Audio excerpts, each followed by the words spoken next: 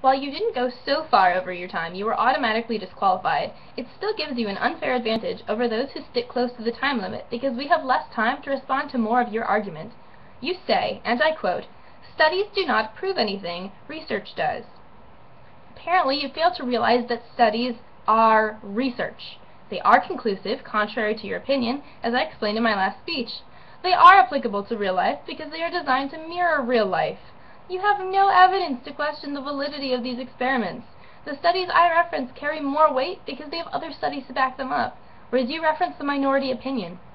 I cite all my sources, giving information such as the journal, date, author, and person I'm quoting. A quick Google search of the keywords will turn up my reference. I also link to every single source I cited in the comments of my last video, so you're simply lying when you say I did not provide these, or that I somehow violated the rules of debate. I provided a multitude of sources, whereas you quoted only 2 or 3.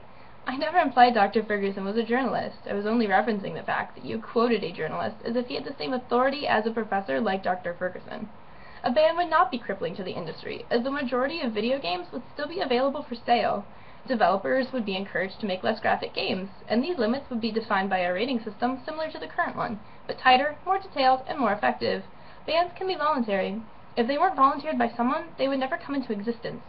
It's a proven fact that violent games trigger raised levels of aggression, which, according to the Miller-Keane Encyclopedia and Dictionary of Medicine, quote, may be manifested by overt attacking and destructive behavior.